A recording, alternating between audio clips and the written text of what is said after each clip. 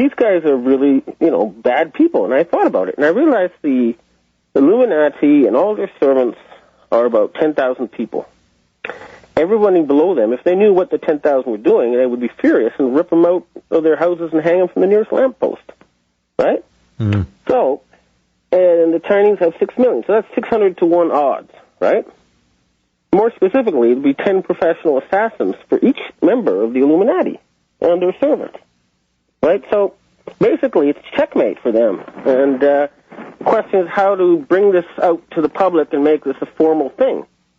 And now, however, killing people is something I don't like, and neither do they.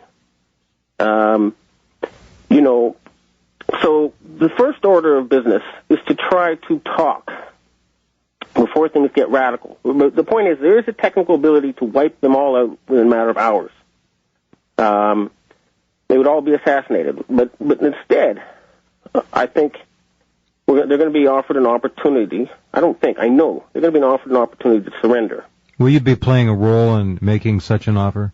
Absolutely. I'm their spokesman. My job is to represent them in the Western world. And I know what I'm allowed to say and what I'm not allowed to say. The point is this, is that we would start by killing David Rockefeller and then work our way down the list until they agreed to our terms. And you're speaking, I want to make this clear that Ben Fulford is speaking hypothetically here. Hypothetically. What I'm saying is that if they do not surrender, if they do not agree or comply to our terms, or become acquiescent. Yes. Then we have to protect ourselves from genocide. And the way to do that was with the minimum possible deaths. We start at the top of the eye, and we'll just work our way down until they agree. So the idea would be 5 or 10,000 is a lot better than a billion. But 0 is better than 5 or 10,000. And that was my next statement. Yes, I understand that. So my job is to try to make sure that not a single person dies. That's the ideal. And so the conditions are going to be offered. And I know David Rockefeller will be listening to it, so you better listen, David Rockefeller. They're going to be allowed to keep their palaces and their servants. They'll be given an amnesty. But they must appear before a truth commission. And they must promise to never, ever, them and their clan, to try again to enslave the human race. And third, they must spend the rest of their lives doing good deeds. Those are the conditions. And I think they're very good ones, and it's the best they have available. And they better hurry before the American people drag them out of their houses and hang them from the nearest lamppost, which I think is about to happen anyway. Do those conditions apply to the Rothschilds as well? Yeah, maybe the Rothschilds can work themselves their own deal. I'm in contact with the Rothschild representative, and maybe we can come up with something else. The main point is to stop the genocide. That's the number one goal. Now, what would you term what the Americans are doing in Iraq and Afghanistan? We have seen the slaughter of over nuclear dust. We're turning it into nuclear dust. We've killed already close to 1 million Iraqis since the Iraq War began over 4 years ago.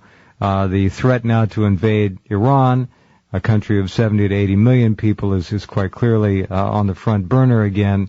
So this is genocide, and this is not being orchestrated entirely by the Rockefellers, although I do see the connection in what you're saying. Now, we want to quickly jump over to go ahead. Go ahead. The Rockefellers are just one. I don't want to put everything in that one name. You've got to remember that you have the J.P. Morgan descendants. Basically, what people in America need to do is they need to get an old who's who, right? Look up the names of the bankers, the bankers, I believe, are 7 who took over the Fed in 1913, right?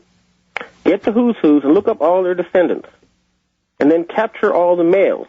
And the United States would wake up. It'll be like the movie The Island, where everyone suddenly wakes up and realizes they've been subjected to Freudian, Pavlovian mind control. It would be a miracle. It would be freedom. That's what you have to do to save America. Those are the people you need to make as your priority targets if you want to save the United States and stop this genocide. And, of course, you got to get all the neocons, too, who are servants of these people. Well, the neocons are essentially servants of the Zionist, Jewish, Rothschild cartel that is pushing the Middle East agenda, as much as we can tell. Now, the oil issue, of course, crosses over to both sides. It appears that Zionism is taking on Russia now and pushing very hard in that respect, and the Rockefellers are hard at work in Iran, covertly, and Iraq, of course, overtly, and Afghanistan. At least that's a simplistic overview. They need oil to control the world. And the Chinese need oil to continue to develop and progress, as do the Japanese. Well, yeah, but you know what? Actually, they figured out that maybe they don't need oil. They've got these huge plants that are converting coal to oil now, and to be honest, the Japanese had the technology to make fuel from water 30 years ago. Well, I think several people have if you simply spend an hour on the Internet and look up taking hydrogen from water and actually making it burn and so forth. There's a lot of potential out there which the petroleum companies aren't too fond of. Yeah, well, actually, let me tell you a personal story. Hold on. Yeah, let's do that in just a minute, Ben, please. We have to pause. We'll do the personal story next with Benjamin Fulford, who's just laid out some pretty interesting conditions for an alleged offer that perhaps the Illuminati can't afford to refuse. We'll see. Okay, back with you. Benjamin Fulford, live from Tokyo, is with us. Pretty stunning material. All right, Ben, you have a personal story you wanted to share. Go ahead. Yeah, my great-grandfather was G.T. Fulford. He was one of the richest men in the world. Say that again. What was his name? G.T. G.T. George Taylor Fulford. Okay, G.T. You can find him on Wikipedia. And he was one of the richest men on earth. And he was the largest single shareholder in General Electric. And he was going to finance Nikola Tesla. But he was murdered by the Rockefellers in 1905. It was made to look like a car accident. Your grandfather? My great-grandfather. Great-grandfather. So really? Oh. And the family fortune was stolen. My grandfather was only 3 years old at the time, and you know, the family fortune was taken over by the Rockefellers. You know, he didn't know how to defend his assets. But I'm telling the Rockefellers right now, they can think of me as the ghost of G.T. Fulford come back over a century and 4 generations to get justice. You speak a very brave and cavalier way. I have people behind me. And I was going to say, you speak as if you are a man with great self-assurance, and you have a lot of friends. So absolutely. You have 100,000 assassins backing you up. You don't have to be a chicken. Well, you don't sound like a chicken. No, I'm going to get these people. If no one else does, if they don't agree to my terms, they're doomed. And they know it. They have the intelligence agents. You people out there, you don't know because you don't have access. You don't know if I'm lying, if I'm a crazy guy, but they do. People in the CIA, the NSA, Mossad, they know I'm not kidding, that this society is real, and they are moving.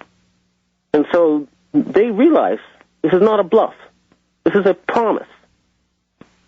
They must stop their crazy games. What these people are trying to do, I know it sounds insane, they're trying to artificially create Armageddon. They're trying to make people believe these are end times, like slaughtering people by using disease and famine. And I believe they even have, I know this will sound a bit crazy, you'll start wondering about me, but they have some kind of microwave weapon that can heat up underground water near earthquake-prone zones and trigger earthquakes. Oh, I believe that's, if that particular technology is true, it's probably one of 2 or 3. They can do it with harmonic resonance, with sonic-based weapons and devices. There are a lot of ways to get earthquake faults apparently to move, so yeah. Right, so what I'm getting the feeling is that these people were planning to artificially create the appearance of end times, just like it's in the Bible, right, and fool everybody. Oh, they seem to be playing to that script.